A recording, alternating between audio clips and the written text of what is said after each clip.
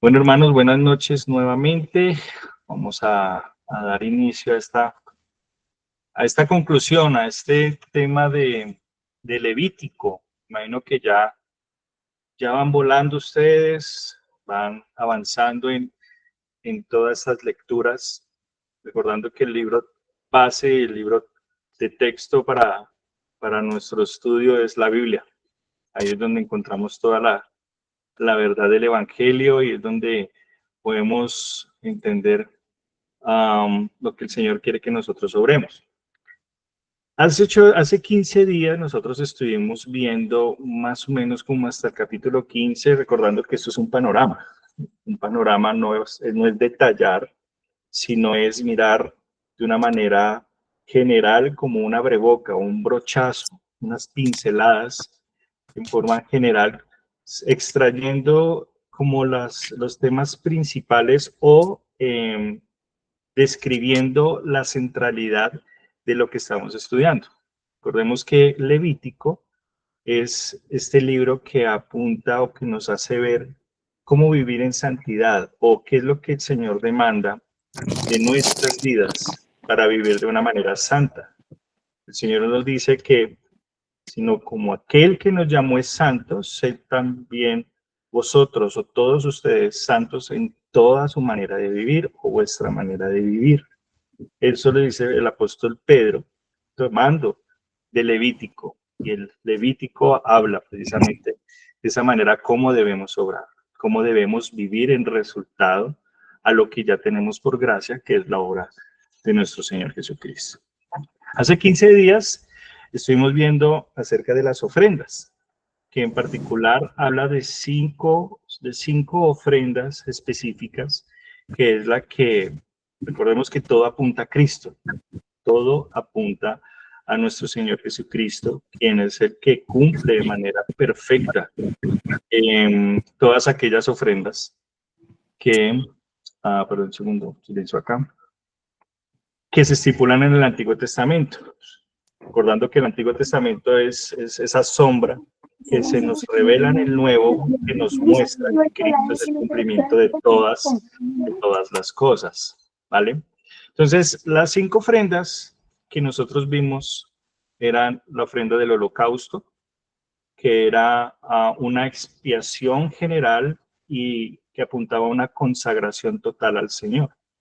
Era ese olor fragante que sube delante del Señor y muestra esa entrega que debemos tener completamente. Bueno, se hace al pueblo de Israel y, y esto apuntando a Cristo, lo que nos evidencia es así como Cristo se ofreció enteramente a Dios en obediencia. Está la ofrenda del cereal o la ofrenda de oblación, y esto lo que apunta era como a esa acción de gracias y reconocimiento del sustento que tenía Dios para con su pueblo.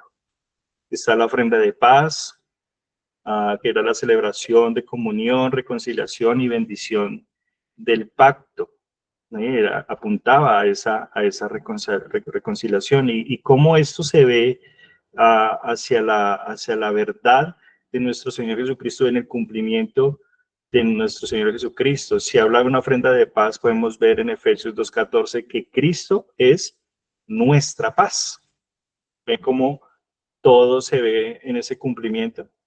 Pero también vemos la ofrenda por el pecado, una expiación por pecados involuntarios y la restauración de comunión. ¿Mm? Y es lo que Cristo cumple en ese tema que fue hecho pecado por nosotros, como dice 2 Corintios 5:21. Y la última es la ofrenda por la culpa, y eso simplemente es un resumen para meternos ahorita a un punto específico, que es el tema eh, el año de la expiación. La ofrenda de por la culpa es esa restitución por pecado que afecta lo sagrado o también afecta al prójimo. ¿Mm? Cristo satisface la justicia de Dios y pues especialmente Él pagó la deuda.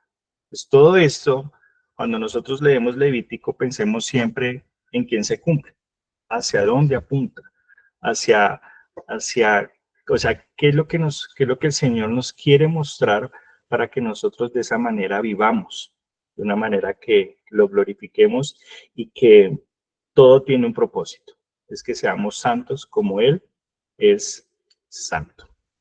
No sé si hasta ahí, de lo que nosotros vimos, había claridad, o generaba alguna inquietud o alguna pregunta que desean compartir y de pronto o socializar si hay alguna inquietud o podemos continuar. Como dije, esto es un pequeño recorderis de lo que vimos hace 15 días. Les voy a dar una pausa por si hay alguna inquietud.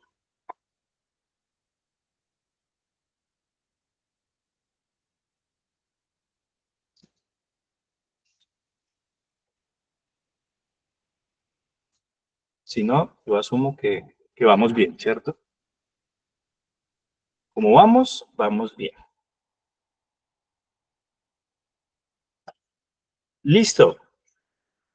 Hoy vamos a ver el capítulo 16. Yo creo que nos vamos a centrar en el capítulo 16, que habla sobre el día de la expiación, que es, no se habla como de una ofrenda en particular, sino es algo que el pueblo debía hacer. Um, ya les voy a mostrar pronto como una pequeña interpretación que algunos eruditos la toman y recordemos que el día de la expiación, pues lo encontramos en el capítulo 16, encontramos una ceremonia. Es una ceremonia que se hacía año tras año para los Hola, Ricky. israelitas. Hola, Martica. Y se llama el día de la expiación, pues un día en año en que Dios proveería una forma de cubrir o de expiar los pecados de todo el pueblo y la nación volvería a ser santa. Entonces, recuerden que todo lo que se ve en el Antiguo Testamento es sombra de lo que apuntaba realmente y de lo que el Señor desde el principio, desde el Génesis 3:15, recordemos siempre ese pasaje del protoevangelio porque es donde se establece el pacto de gracia y cómo todo el panorama bíblico y todo el panorama histórico redentivo se concluye y se confirma en la persona de nuestro Señor Jesucristo. O sea, nunca vamos a perder de vista desde dónde nace, desde dónde arranca, porque es la solución que el Señor establece para el pecado del ser humano, un Salvador. Y ese Salvador tiene que ser perfecto, y el único perfecto es Dios mismo. Entonces es la persona de nuestro Señor Jesucristo, el Hijo, Dios e Hijo encarnado, para darnos y para redimirnos, pero apuntar a que haya esa perfección también de lo que va a haber en un término escatológico al final de los tiempos, cómo el Señor quiere o va a restaurar todas las cosas a su idea original, que es la perfección y la santidad. Lo que vemos en este momento es esa pincelada para mirar a través de nuestro Señor Jesucristo lo que hemos de ser. O sea, es como si Dios nos mirara con los lentes de Cristo, solo por Cristo. Entonces, ahí es donde se ve para volver a esa perfección, esa santidad. Después hablamos un poco del tema de los atributos en otro momento, que parte de ello también muestra acerca de los atributos de Dios, si la santidad es un atributo comunicable o no es un atributo comunicable. Cuando digo atributos, es de las características que tiene Dios que en la imagen se le transmitió al ser humano y que de la misma manera, aunque no en perfección, evidencia realmente que es imagen y semejanza de nuestro Creador. Entonces, una de esas es la santidad. La santidad es eso que por la obra de Cristo se evidencia en el ser humano, pero que no es intrínseco del ser humano, sino que es algo imputado al ser humano, de vivir en santidad, pero por la obra de alguien más. En este caso, por la obra de Cristo nuestro Señor.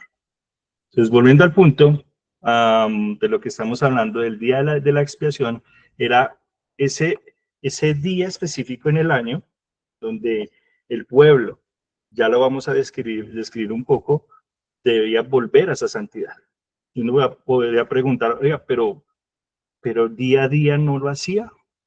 Hay algo puntual y es que era algo general por el pueblo, otro era algo particular. Ahora, hay una interpretación y es que si recordamos lo que sucedió con Nadab y Abiú, ¿sí se acuerdan lo que sucedió con Nadab y Abiú? Sí, Sí, ¿quién levantó la ofrecieron mano? un fuego extraño y el Señor los quemó. Ofrecieron un fuego extraño y el Señor los fusiló. Sí, interesante, ¿cierto? Porque qué es lo que muestra esa situación cuando se ofrece algo que no es conforme a lo que Dios ha establecido. Es como querer mostrar lo que nosotros queremos hacer. Es como si nosotros quisiéramos imponer o agregar algo a lo que Dios nunca ha establecido. Y eso nos da ese principio de regulación o regulativo de regulación.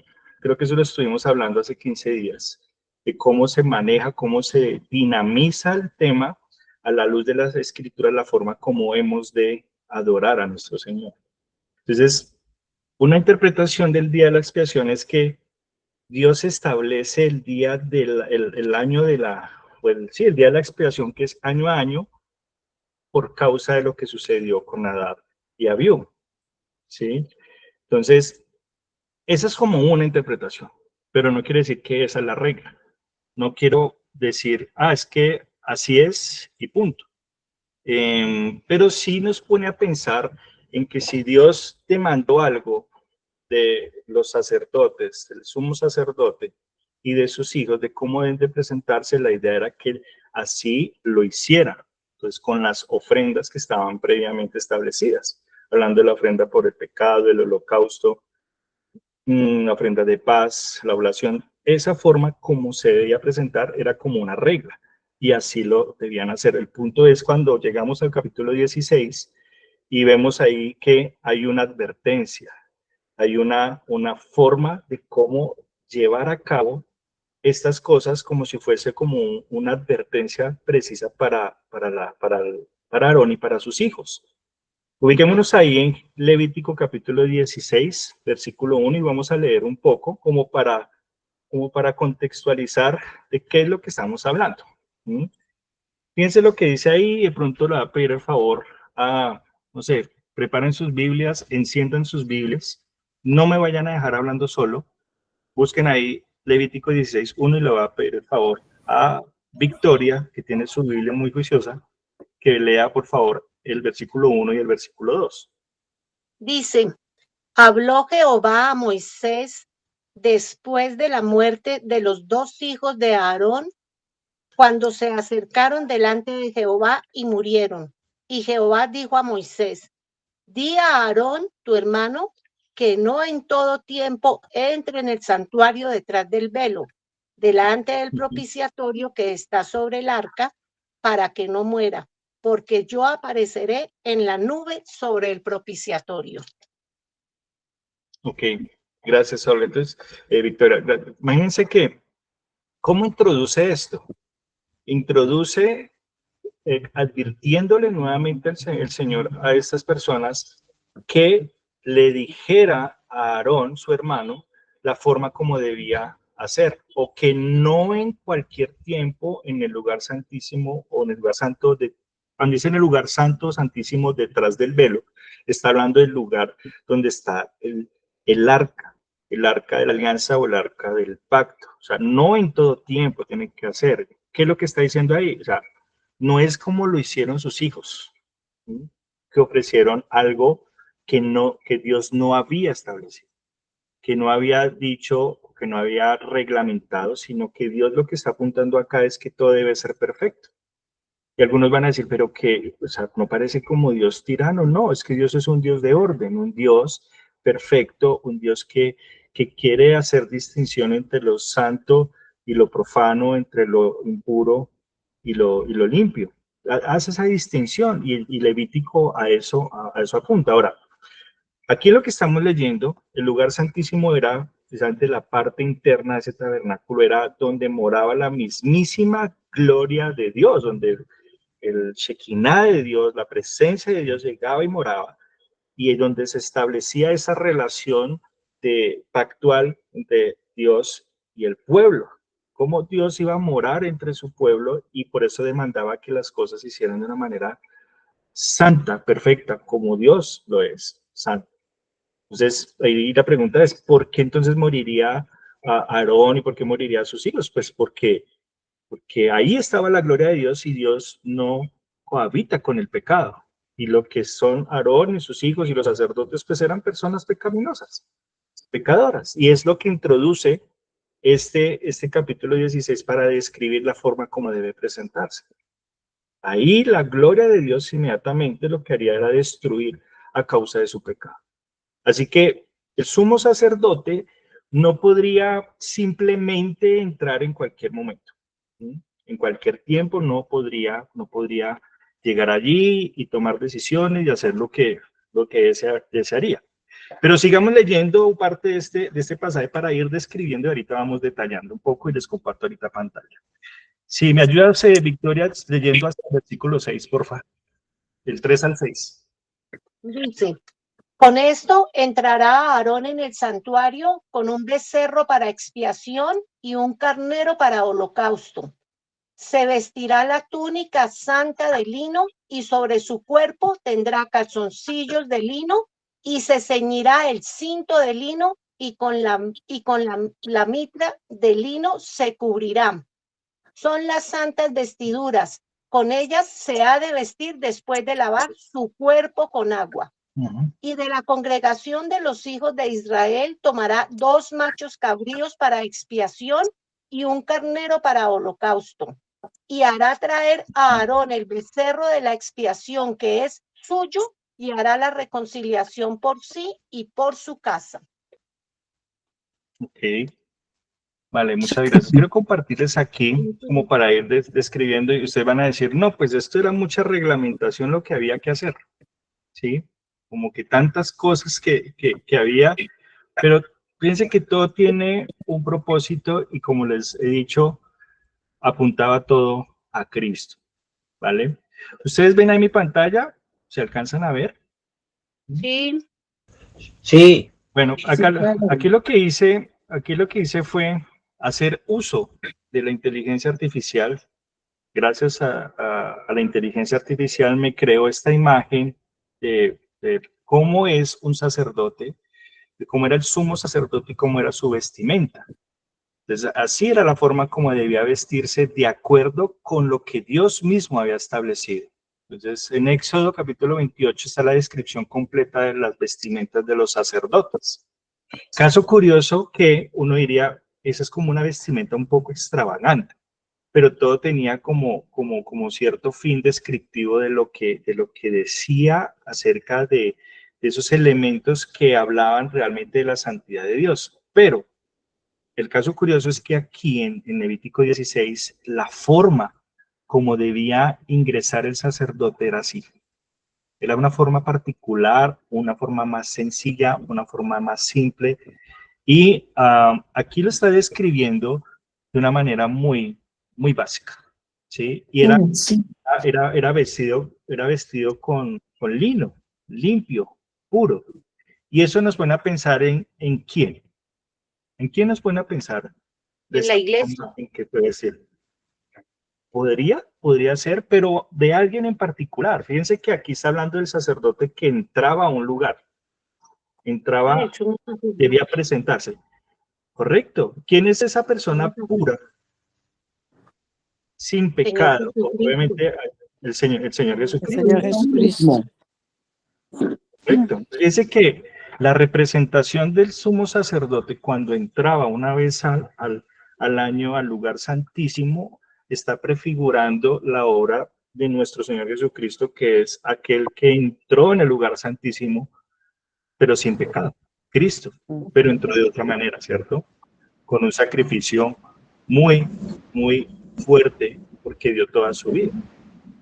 Para leer esto, para poder complementar y para poder confirmar realmente lo que está hablando, lo que está apuntando, es leer Hebreos. Bueno, todo el libro de Hebreos, pero Hebreos capítulo 10 nos está mostrando realmente en quién se cumple todo esto, en la persona de nuestro Señor Jesucristo. Entonces, mire que aquí dice que hay unas vestiduras específicas para el día de la expiación, una túnica de lino fino, calzoncillos de lino, cinturón de lino, turbante, ¿sí? O la tiara de lino. Entonces, había una perfección, había una demanda de perfección. Y esa demanda de perfección es nuestro Señor Jesucristo, ¿no? Simboliza la pureza, la santidad, y todo esto es la obra de nuestro Señor Jesucristo. Voy a parar acá a compartir y ahorita de pronto les muestro otra tablita, ¿vale? Esto era específicamente. Pero ahí empieza a describir ciertos elementos que, que debía llevar el sumo sacerdote para ofrecer. Lo primero que vemos allí es que debía ofrecer, bueno, se debía preparar algunos animales. Va a mirar aquí. Primero le dice cómo se debía presentar, ¿cierto? Pero debería hacer debía presentarse con un novillo para ofrenda por el pecado y un carnero para holocausto. Ahora, esta ofrenda, este holocausto era por sí mismo, para él, para que de la misma manera fuera acepto y podía presentarse delante de él de una manera confesando sus pecados. Y por eso lo hace con este novillo, era por él mismo. Entonces, fíjense lo que tenía que hacer para presentarse puro delante del Señor. Dice que lavará sus pies, lavará su cuerpo con agua y se vestirá con las túnicas que les acabé de mostrar. Dice, Aarón tomará de la congregación de los israelitas 2 machos cabríos para ofrenda por el pecado y un carnero para el holocausto. Ya vamos a hablar un poquito qué es lo que significa, aunque el pasaje completo nos está describiendo realmente cuál era su propósito. Entonces ahí dice, entonces Aarón ofrecerá el novillo como ofrenda por el pecado, que es por sí mismo. Entonces, ¿qué está mostrando? En el Nuevo Testamento, en el libro de Hebreos, nos está diciendo que Cristo no ofrecía nada por sí mismo porque Él es el único sacrificio. Entonces, año tras año tenían que ofrecer algo, principalmente el sumo sacerdote debía ofrecer por Él, pero Cristo es el sacrificio perfecto y nuestro sumo sacerdote perfecto que no tiene relación con el pecado. Y ya empieza a describir ahorita este pasaje más cosas, ¿vale? Ahí en el versículo 11, vayamos al versículo 11, ¿qué es lo que dice? Dice, empieza cómo hacerlo. Dice, entonces Aarón ofrecerá el novillo de la ofrenda por el pecado, que es por sí mismo, y hará expiación por sí mismo y por su casa, o sea, por su familia. Y desbollará el novillo de la ofrenda por el pecado hecha por sí mismo. Entonces lo está reiterando y está apuntando todas estas cosas para que pueda entrar de una manera limpia, ¿vale? Ahora, el versículo 12, fíjense lo que dice, y tomará un incensario lleno de brasas de fuego de sobre el altar que está delante del Señor, y 2 puñados de incienso aromático molido, y lo llevará detrás del velo. Pondrá el incienso sobre el fuego delante del Señor para que la nube del incienso cubra el propiciatorio que está sobre el arca del testimonio. No sea que Aarón muera. Uno va a decir, bueno, ¿y eso qué quiere decir? ¿Por qué entraba con incienso? ¿Por qué quería mostrar de esa manera esto el Señor o explicar esto el Señor? Esto lo que está mostrando es que cuando entraba con incienso, el lugar se llenaba todo de humo, prefigurando el lugar donde está Dios morando en el cielo. Y como se llenaba de humo, pues no podía haber nada ahí, no podía haber la presencia del Señor. Cosa que, como dice ahí, cosa que no vaya a ser que muera, que no vaya a morir a Aarón o la persona o el sumo sacerdote que entre, porque esto era algo perpetuo. Entonces, fíjense que todo tiene un propósito. Lo que está haciendo el incienso es mostrar o evidenciar la gloria del Señor. Todo lo que se llena lo que se llena de humo. Debía cubrir la gloria del Señor para que no arremetiera contra él y lo fusilara, lo consumiera, hecho. Yo no me puedo imaginar eso, que cómo era. Hay unos mitos que inclusive dicen que, y eso es un mito porque no es real, eso no está ni siquiera en los manuscritos originales, es que uno, el sacerdote debía entrar con unas campanitas, eso sí, entraba, pero decían, y esos son temas talmúdicos, que lo amarraban, cosa que cuando entraba y no salía, tenían que sacar el cuerpo. Eso no está evidenciado realmente. Si se consumió, se consumió. Esas son las cosas que pasaban en el pueblo de Israel. Bueno, sigamos. Ahora que sus propios pecados de Aarón, el sumo sacerdote, han sido cubiertos, ahora empieza ya a ejercer su rol o la labor como representante del pueblo, ¿sí? Que era interceder primero por él y ahora interceder por el pueblo. ¿Qué tenía que hacer? Dice, tenía que llevar 2 machos cabríos a la entrada y uno se usará como ofrenda por el pecado de toda la nación. Entonces, ahí sí saltamos al versículo 15 para que vayamos mirando.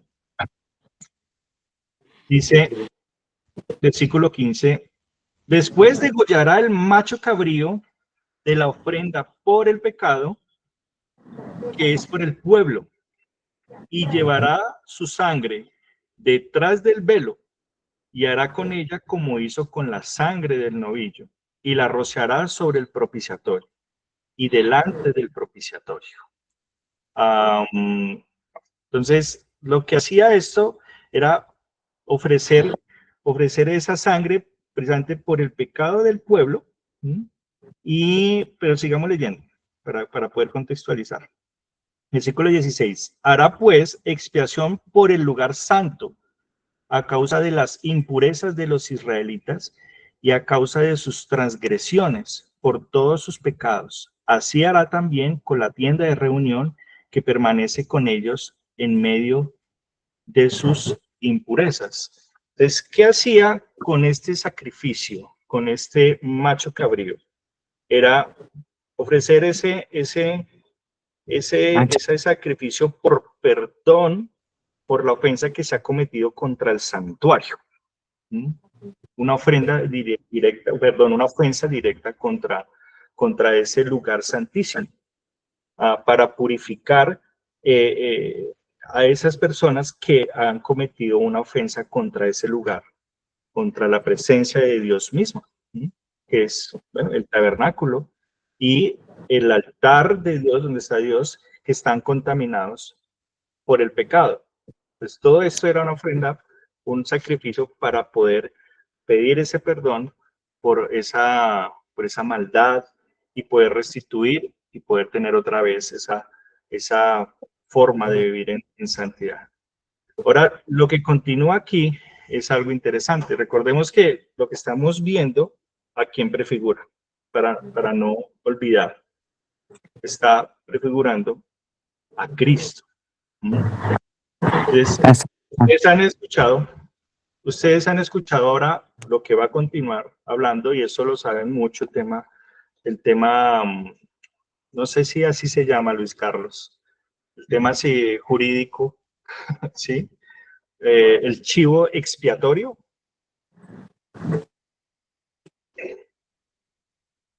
El condenado. Ya vamos a ver un poquito de eso, porque es que habían esos animalitos y tenía que ofrecerse uno se sacrificaba y rociaba la sangre, pero el otro, miren lo que pasaba. Versículo 21, saltemos al versículo 21. ¿Quién me ayuda leyendo el versículo 21 y 22? Si quiere yo lo leo. Dale, Martica. 21 y 22. Listo.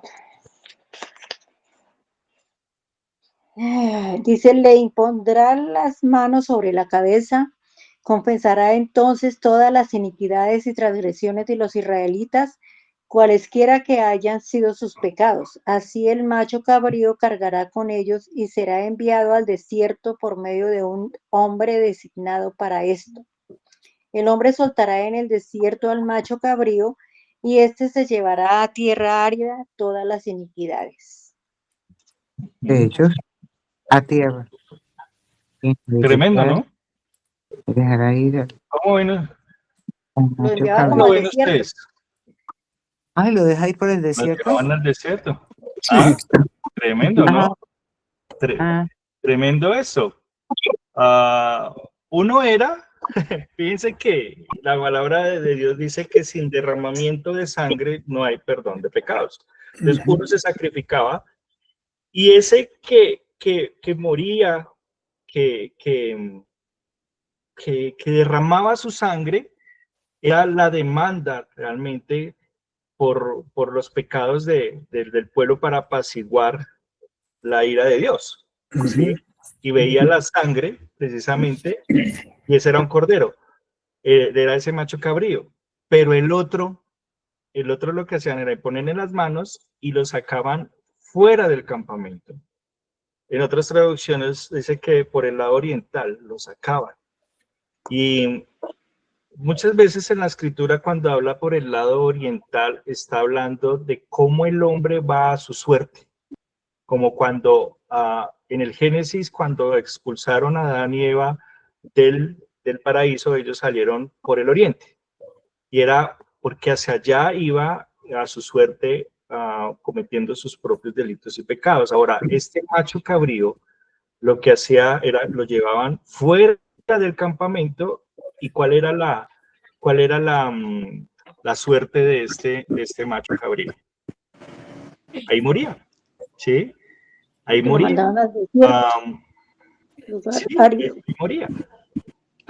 Ok, ahí moría. Entonces, fíjense que ahí lo que estaba haciendo era que cargaban los pecados y era, pues, decir que cargaba, no, simbolizaba que cargaba los pecados y los llevaba fuera del campamento. sobre la cabeza. Y si nosotros vemos Hebreos capítulo 13, versículo 12, de pronto nos da como una pequeña ilustración de cómo se cumple en el Señor Jesucristo.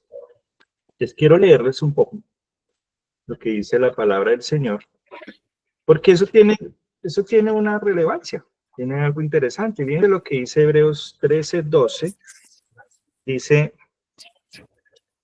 así pues, salgamos a su encuentro fuera del campamento llevando su oprobio. Entonces, lo que está prefigurando acá en Levítico es lo que Cristo hizo con nosotros, llevar nuestro oprobio en su cuerpo. Cristo llevó nuestros pecados fuera del campamento. ¿Mm? Y lo que se hacía con el chivo en el que se sacrificaba era ese sacrificio que era rociada en el propiciatorio y era ese sacrificio por nuestros pecados. Y ese era el otro que sacaba era el que cargaba nuestros pecados. Uno aplacaba la ira y el otro llevaba la culpa. Eso es algo tremendo. Ay, Mm, es algo curioso, pero ¿en quién se cumple todo esto? En nuestro En Señor Jesús. Cristo. En nuestro Señor Jesús. Lo que hace Cristo acá, bueno, lo que hace, perdón, ese sacrificio año a año era evidenciar la obra de Cristo, purificar realmente nuestras conciencias. O sea, lo que quiero que pensemos esto es, todas esas cosas que se hacían allá en Levítico, cómo nosotros debemos realmente tomar ese valor tan grande y tan hermoso de la obra de nuestro Señor Jesús y cómo ahora nosotros debemos valorar ese sacrificio tan grande que llevó nuestro pecado, apaciguó la ira del Padre, porque toda la ira recayó sobre la obra de Cristo nuestro Señor, pero cargó con nuestros pecados saliendo fuera del campamento. Eso cómo nos debe mostrar a nosotros la forma de actuar o la forma de vivir, es viviendo de tal manera que con nuestra confianza puesta en el Cordero Pascual, nuestra confianza puesta en la obra de nuestro Señor Jesucristo, vivamos demostrando lo que realmente confesamos que decimos ser. Si somos creyentes es mostrar, aunque el Señor no nos está diciendo tienes que vivir perfecto, como la iglesia tradicional romana establece que debe haber una perfección para llegar al cielo cumpliendo ciertos sacramentos. No, de eso no habla la Escritura. El único que cumplió toda la ley civil, la ley ceremonial y la ley moral, es el Señor Jesucristo. Y lo que demanda de nosotros es obediencia para que en el ejemplo de Cristo nosotros sigamos sus pisadas. Eso es lo que Dios establece. No nos está pidiendo perfección. Nos está diciendo que vivamos de tal manera con nuestra profesión de fe. Sino aquel como los llamó es santos, precisamente, nos llamó por la obra de Cristo, vivamos de acuerdo con eso. Eso es interesante. Eso es muy, muy interesante. ¿Preguntas hasta aquí? ¿Todo está bien? Sí. Juan Carlos, buenas noches.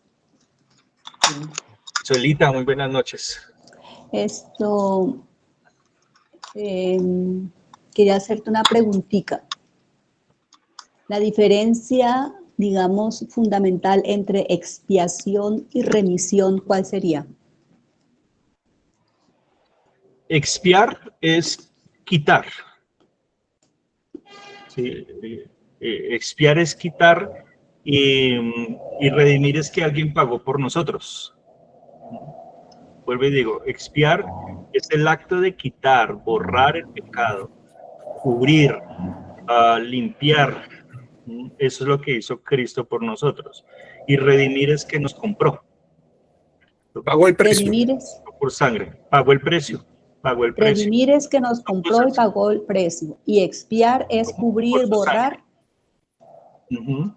Hay tres elementos, entonces, para que podamos clarificar. Entonces, uno es expiar y otro es, bueno, expiación y propiciación. Pues vamos clarificando de pronto los conceptos. Expiación, lo que hace es eso, quita, borra, elimina, limpia, ¿sí? Y la acción principal realmente es eliminar la culpa del pecador. Eso lo hizo en Cristo. Cristo quita nuestros pecados por su sacrificio, ¿cierto? Propiciar o el tema de la propiciación es el acto de apaciguar la ira de Dios. Por eso, cuando el sacerdote lo que hacía era entrar detrás del velo, pues dice detrás del velo es porque recuerden que el que se pone en primera persona es Dios, entonces está detrás, ¿sí? Entonces entra, pues como el sacerdote lo que hacía era entrar y llevaba la sangre.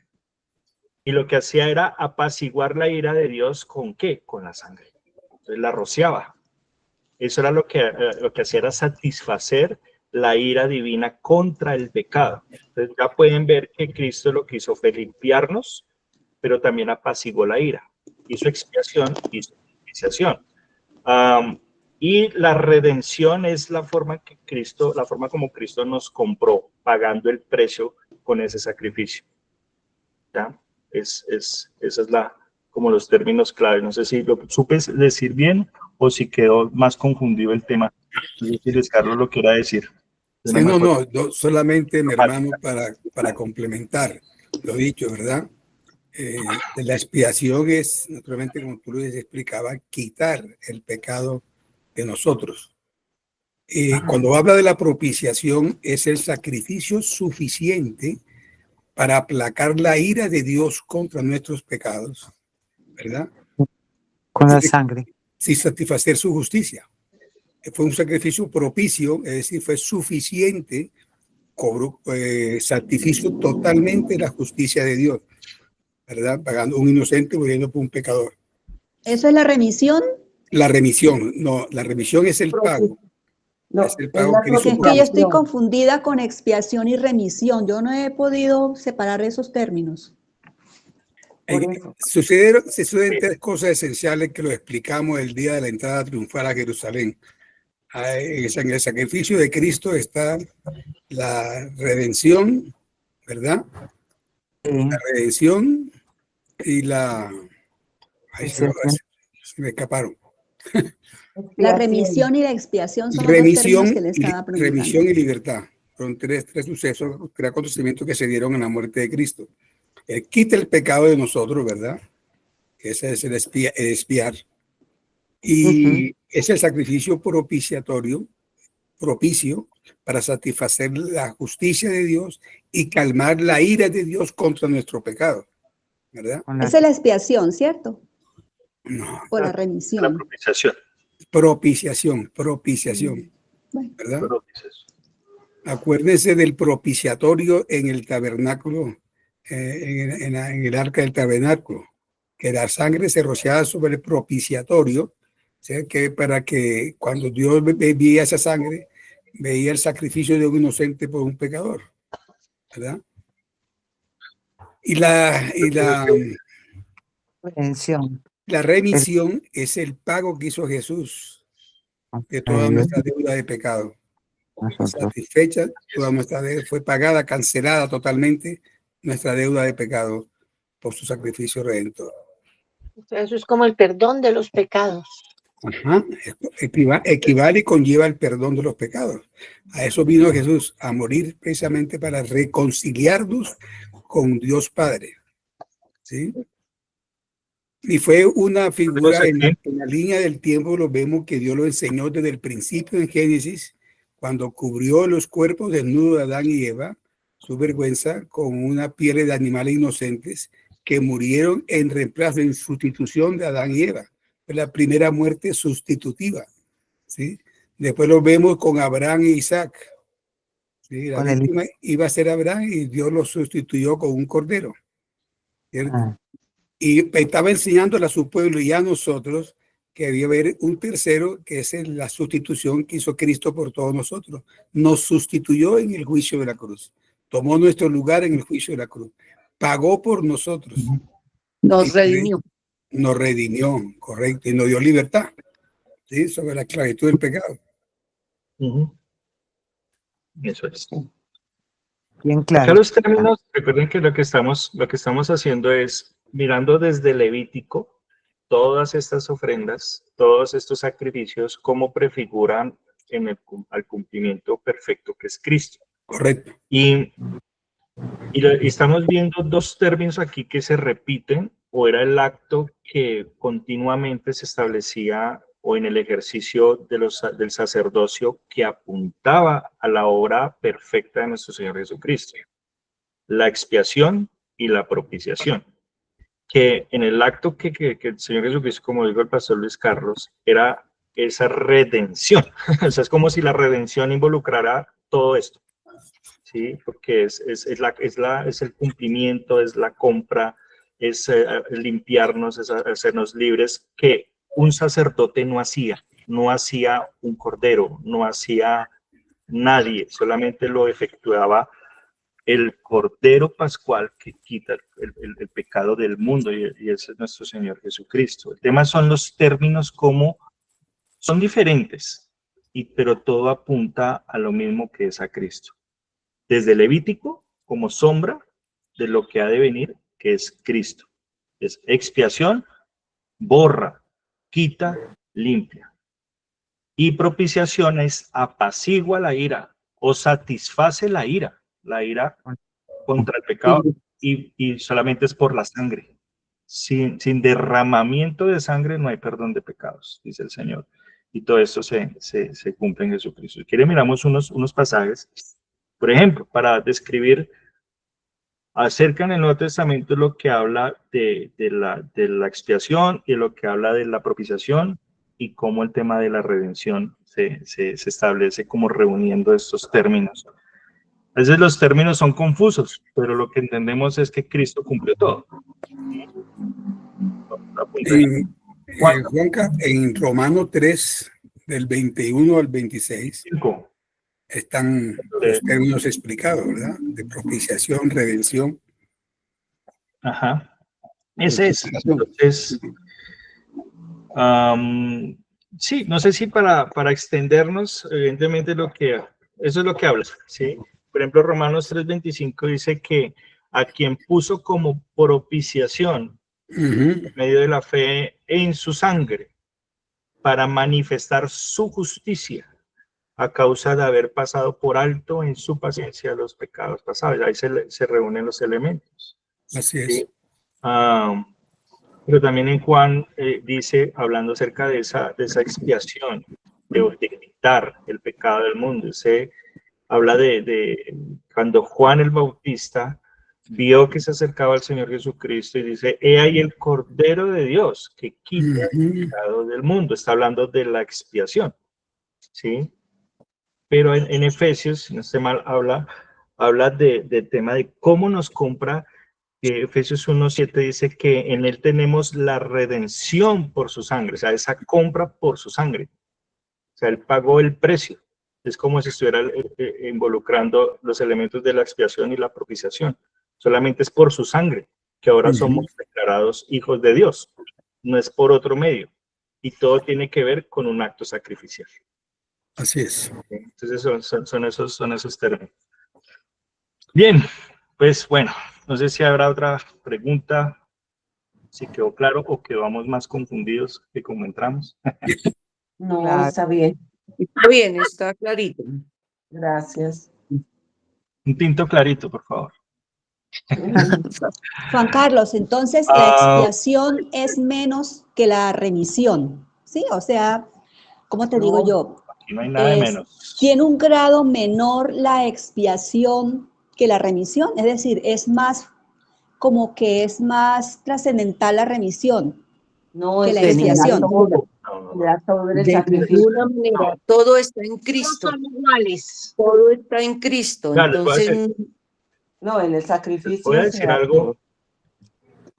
Les voy a decir algo y es que es como si fuese una tríada.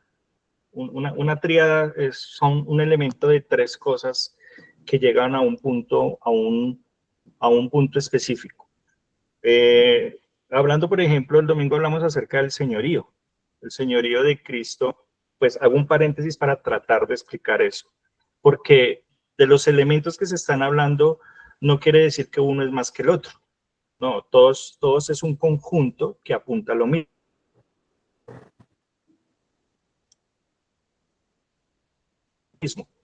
¿Sí? Y cumple algo. Es más que lo que estamos haciendo es que esto es incompleto.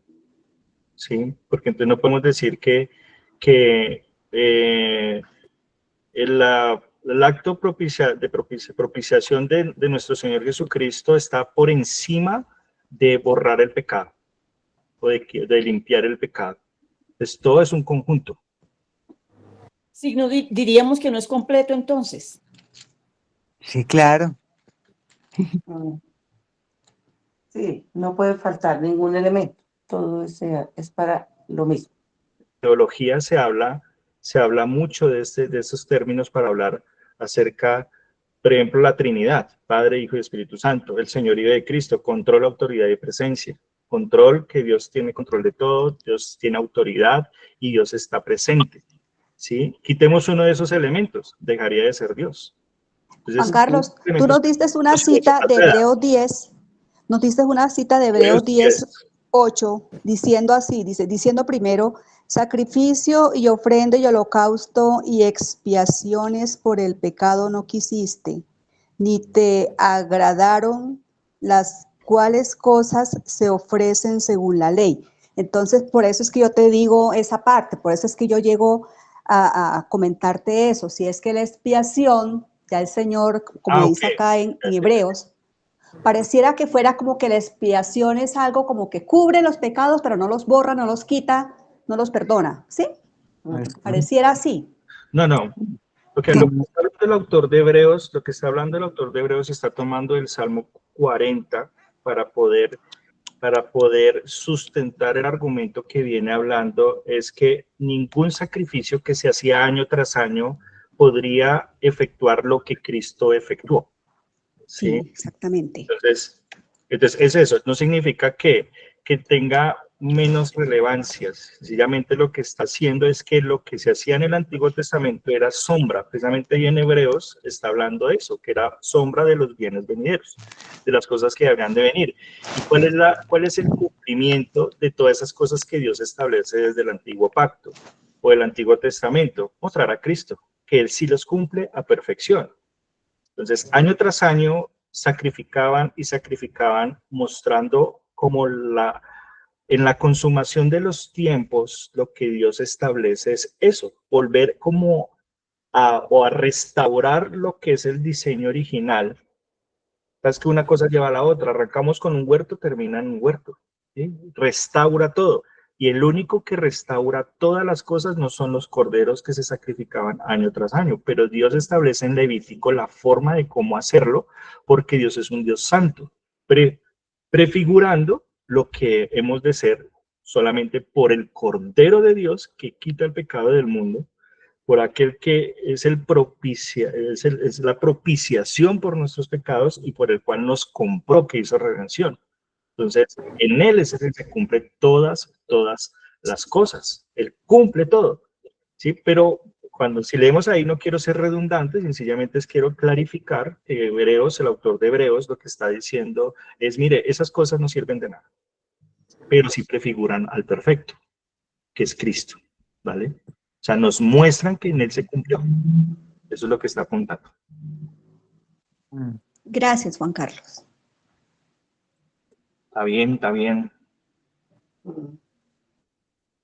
Quedó muy claro. Nos gusta que hayan buenas preguntas. Las preguntas están poderosas. A mí me atortolan las preguntas. Listo. Sigamos. Yo creo que ya casi vamos a acabar, hermano. Entonces vamos a acostar temprano. Está bien. Ahora, la pregunta de todo esto es, imagínense ustedes tener esto año tras año, año tras año, año tras año. Es un proceso tan tedioso y complejo que año tras año tenían que estar ofreciendo, pero realmente no quitaba el pecado. Lo que estaba era mostrando hacia dónde apuntaba, a un restablecimiento, una restitución. Cuando hablamos en teología reformada lo que hace es rescatar lo que se perdió, y es ir a tener todo el panorama bíblico que Dios establece desde un principio, que Dios quiere que su pueblo viva en santidad y que viva confiando en el pacto de Dios, que Él, si ustedes me aman, ustedes serán mi especial tesoro. Y la única forma de amar como se cumple en Cristo es si ustedes obedecen mis mandamientos, ustedes serán mis discípulos. Entonces fíjense que todo apunta a lo mismo. Ahora, podemos ver que en Cristo, sí, somos perdonados. Eso es lo maravilloso. Somos perdonados. Pero imagínense año tras año ellos pensando que listo, llegó el día, no sé más, creo que es el Yom Kippur. Sí, acá tengo acá el nombre, Yom Kippur, sí. Hay términos que a mí se me olvidan también. Llegó ese día, el día que se conoce como el día de la expiación, ofrecen el sacrificio y al otro día pecan. Se llevar otro cordero y otro cordero y otro cordero año tras año, año tras año. Entonces, cuando vemos en ese cumplimiento de Cristo, es un solo sacrificio. No es por obras, para que nadie se gloríe, como dice Efesios. Y en eso se cumple todo y nos debe dar ese reposo y ese descanso. Por eso, leer Levítico, yo digo, es muy mío. Es bueno leerse con Hebreos a la par. Y uno dice, wow, acá se cumple todo. Y cómo ahora ya no necesito estar sacrificando año tras año un cordero, sino que ya todo se cumplió en la persona de Cristo. Y eso quita y borra todo argumento romanista donde se establece la misa. Que misa tras misa se está sacrificando al cordero. Eso es una blasfemia. Porque Cristo ya murió una sola vez.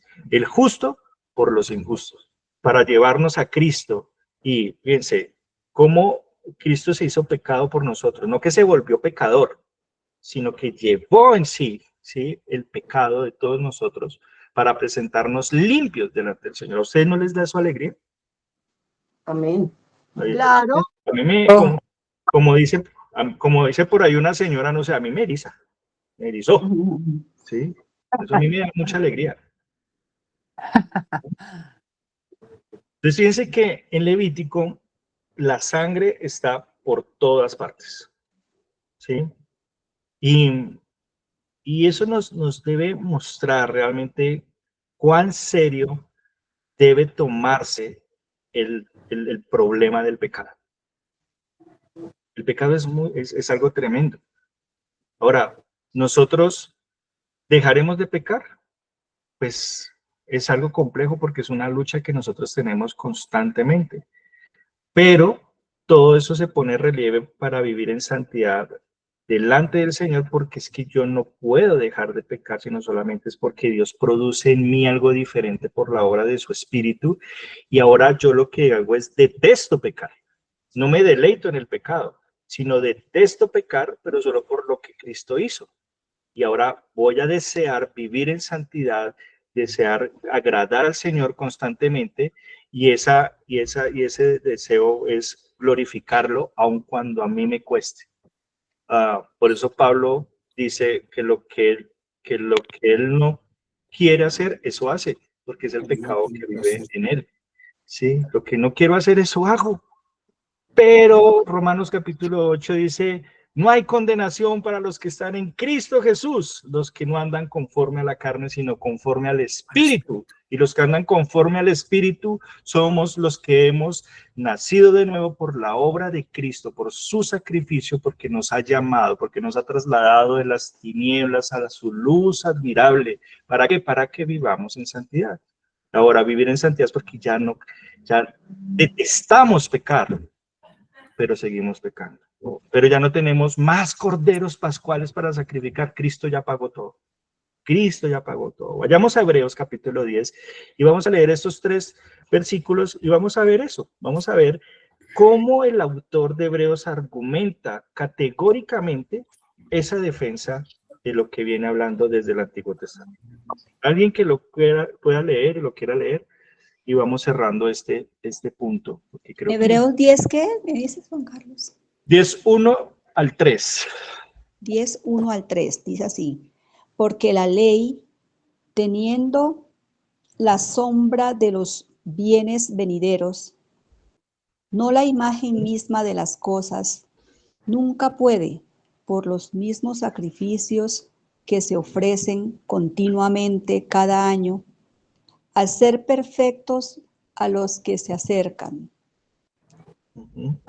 De otra manera, cesarían de ofrecerse, pues los que tributan este culto, limpios una vez, no tendrían ya más contienda de pecado. Conciencia de pecado. Conciencia de pecado. Conciencia de pecado, dice. Pero en estos sacrificios, cada año se hace memoria de los pecados. Cada año tremendo, se hace ¿no? memoria de los pecados. Sí. Entonces, fíjense el versículo 1 nomás. ¿Qué está diciendo el autor de Hebreos? ¿Qué hace la ley? Teniendo, dice, que la sombra de los bienes venideros. Ok, entonces, ¿se acuerdan la ilustración que yo les presenté o les presentamos hace 15 días? Imagínense ustedes entrar en un cuarto oscuro y resulta que el bombillo o el interruptor está como dañado y como que a veces hace como flash así de luz y muestra y como que la luz está intermitente. No sé si les ha pasado o solamente ustedes donde vivimos los pobres, ¿verdad? Como que hay flash. Entonces uno empieza a ver, ay, como que allá está en la silla. Entonces voy caminando y ¡pum! Me pego. No, era la mesa. Entonces otro flashazo. ¡Pum! Allá yo creo que vi el televisor. Voy a tocarlo si no me caigo. Pero resulta que eso es el Antiguo Testamento, o sea, la sombra. Pero resulta que llegó la luz y todo se hace claro y dice, wow, acá encuentro la mesa, acá encuentro el televisor, encuentro la silla. Eso es el fruto, o sea, de las cosas que han de pasar y se cumplen en la persona de Cristo.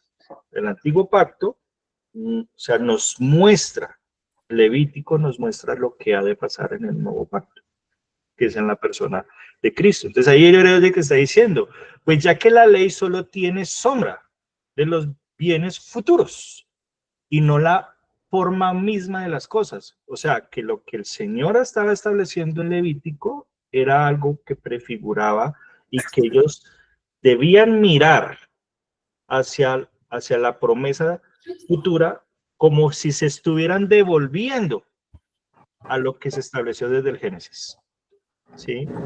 De ese protoevangelio. Entonces, ellos tenían en su conciencia que iba a venir un Mesías, ¿sí? Y por eso establece esa ruta, esa dinámica, para que esperaran año tras año las cosas. Dice ahí, pero, versículo 3, pero en esos sacrificios, ¿qué hay? Un recordatorio de pecados año tras año, ¿sí? Porque no había alguien que limpiara realmente el pecado y que lo quitara, lo eliminara completamente. Solamente uno, que es el que seguimos leyendo, ¿vale? Entonces el autor de Hebreo lo que está haciendo, está explicando que los sacerdotes realizaban sus deberes una y otra vez. Eso lo hacía de una manera fiel, sí. Pues no conocemos, hay detalles en la escritura de cómo unos lo hacían de manera, bueno, eso hasta se volvió un negocio, pero lo hacían, porque el problema, si lo hacían año tras año, el problema del pecado nunca se iba a resolver. Pero les decía, se ofrecía el año de la expiación y al otro día ya estaban pecando, entonces se necesitaba otro cordero, ¿vale? Por eso tenemos uno. Pero Jesús, ¿qué hizo Jesús? Entonces, versículo 12. Saltemos a Hebreos capítulo 12, del capítulo 10. Capítulo 10, versículo 12. Perdón que me... Ya Si no los estoy necesito. leyendo, Soylita, o... Pero Cristo, habiendo ofrecido una vez para siempre un solo sacrificio por los pecados, se ha sentado a la diestra de Dios. Imagínense. Es Una Cristo, sola vez. pero Cristo. Fíjense ese pero. Es una conjunción. O sea, viene haciendo diferencia de lo que viene diciendo antes, pero para clarificar lo que ahora sí es importante, ¿sí? Como si fuera algo adversativo, ¿sí? Lo primero no es que no sea importante, sino que ahora lo que sigue sí es importante, o más importante de lo anterior, que el importante no son los sacrificios, el importante es Cristo. El importante es Cristo. Entonces, habiendo ofrecido, ¿cuántos sacrificios? Uno solo. Solo. Él fue el sacrificio. Uno solo, ¿cierto? El único. Una vez y para siempre. Uno solo y para siempre. No significa que ahí va a haber otro sacrificio. No, es uno y pare de contar. Dice que habiendo pagado esto, se sentó a la diestra de Dios. Ahora, fíjense lo interesante de esto, versículo 13, que los voy a leer. Esperando de ahí en adelante hasta que sus enemigos se han puesto por estrado de sus pies. O sea, ¿qué está haciendo Cristo? ¿Qué está haciendo el Señor Jesucristo? Él está esperando que todo... Está esperando que sus enemigos sean puestos al estado de sus pies. Pero dice que se sentó a la diestra de Dios, o sea, Él está en el trono. Entonces fíjense que ahí no solamente estamos viendo la forma del Señor Jesucristo como un sacerdote que está ofreciendo su propio cuerpo por mediación por los pecados de nosotros, sino que ahora no solo es sacerdote, sino que es rey. Pues ahí está diciendo, eso lo hacía un sacerdote levítico. Recuerdan que Aarón tenía que ofrecer un novillo por sí mismo, y Cristo no, porque era sombra de las cosas que han de pasar. Entonces, Cristo está sentado a la diestra del Padre, y ahí lo que está haciendo es gobernando. Ahora, algo interesante acá, y espero que no me vayan a lanzar piedras, es que por medio de quién está gobernando Cristo. De Dios. De la voluntad de Dios. No. ¿Por medio de quién? Por medio del Espíritu Santo. ¿Será?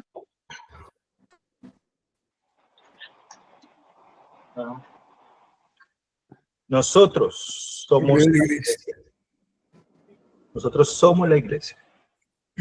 Nosotros como iglesia estamos representando ese trono de Cristo. Estamos representando que Cristo triunfó Por eso si nos devolvemos un poquito y estamos tratando de mirar que Dios dice que vivamos en santidad, ¿cómo debe vivir la iglesia? En santidad. En santidad. Santidad. Porque la iglesia es la que representa al Señor Jesucristo. Cuando en Mateo capítulo 28, pasaje muy conocido de la Gran Comisión, dice, vayan y hagan discípulos. He aquí, yo estoy con ustedes hasta el fin del mundo. Y cuando el fin del mundo es la consumación de los tiempos, cuando el Señor Jesucristo ¿por qué? Entra 1 Corintios capítulo 5, cuando Él le entregue el trono al que sujetó todas las cosas. Fíjense cómo tiene todo un fin escatológico, mostrando que Jesús no solamente es sacerdote, sino que es rey. Y está reinando. Y ahora, si ustedes ven en 1 de Pedro capítulo 2, y me perdonarán el versículo, pero más o menos yo me lo sé, es que nosotros somos linaje escogido, real sacerdocio, nación santa, pueblo adquirido por Dios, para que anunciemos las buenas que nos llamó de las tinieblas a su luz admirable. Entonces, conclusión, ¿por medio de quién está reinando Cristo? De la iglesia. La iglesia. Y nosotros debemos vivir ¿en qué? En santidad. En santidad. Santidad. ¿Sí? Sí. Entonces, Cristo en la cruz del Calvario ofreció una sola vez y para siempre ese sacrificio. Y Él dijo, consumado es. Hermoso, ¿no?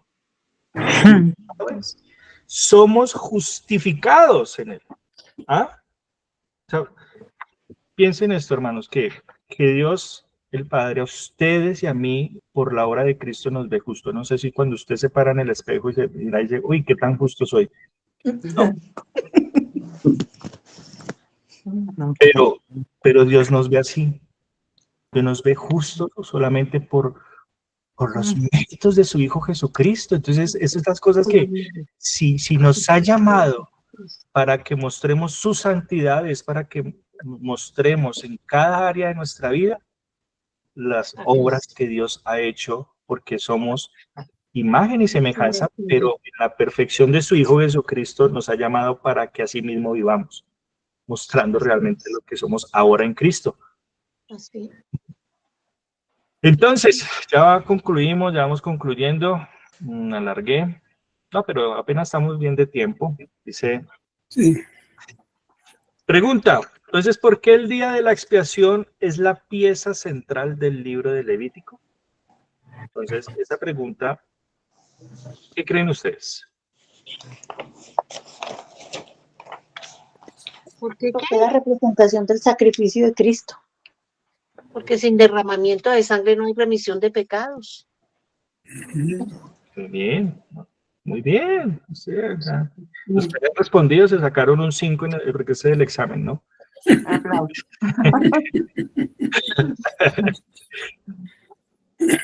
Es así. Estaba allí para mostrarnos nuestra necesidad de un Salvador. De un Salvador. Estaba ahí para mostrarnos nuestra necesidad de un Salvador. Y el día de la expiación era la expresión más clara de eso. ¿Ven lo interesante que es Levítico? Algunos dicen, uy, no, pero qué aburrimiento leer tantos sacrificios, yo no entiendo eso. No, es que tiene una lógica. Y tiene una cosa hermosa, y es mostrarnos a Cristo. Entonces, nos muestra aquí, para ya concluir, ir concluyendo todo esto, es mostrarnos el llamado a ser santos. Y que el llamado a ser santos es serio. Es algo serio. Y que debemos hacerlo y debemos vivirlo realmente con coherencia y con cordura. ¿Sí? Pero solamente es porque Dios produce en nosotros. Debemos entenderlo, debemos escucharlo. Se repite en la Biblia vez tras vez. ¿Sí? Dios es santo, pero nos ha declarado santos por la obra de Cristo. No porque yo lo haya hecho, pero Dios me lleva por la obra del Señor Jesús a mostrar santidad. En toda es algo que no es intrínseco, no es algo que es mío, Es algo que Dios me ha dado. Y Dios me ha dado, lo debo mostrar. Entonces, vivamos fielmente, obedeciendo a esta provisión que el Señor nos ha dado. Preguntas, inquietudes, quejas y reclamos. Luis Carlos, concluye. Sí, gracias. La verdad que cada vez que uno se introduce en las Santas Escrituras, ve cuán grande es el plan amoroso de Dios por redimirnos a nosotros los pecadores.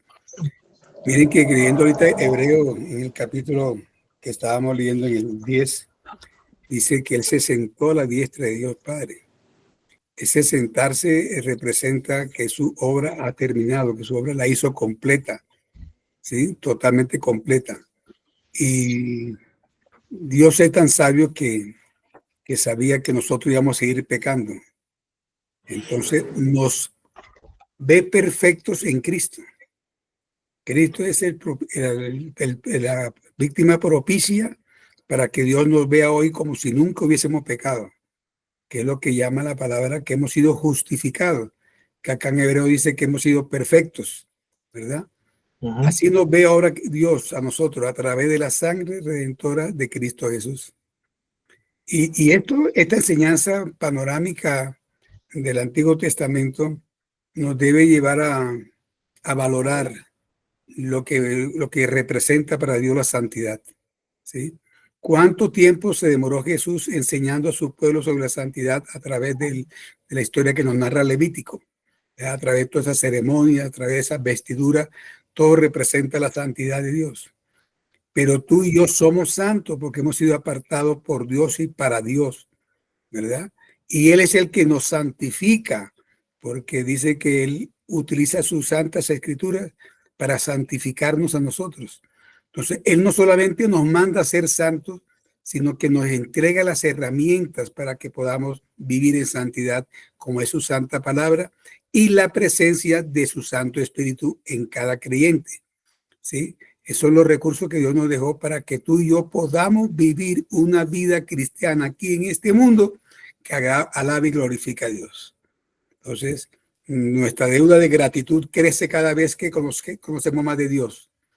Y yo creo que Dios se siente agradecido con esa gratitud convertida en santidad, en una vida que le glorifica a Él, que lo muestra a Él en cada uno de nosotros. Amén. Qué bueno así. Así concluimos Levítico. Ya la próxima semana nos corresponde Números. Se trata en un solo libro. Y bueno, me imagino que ya algunos estarán trabajando, haciendo sus reflexiones.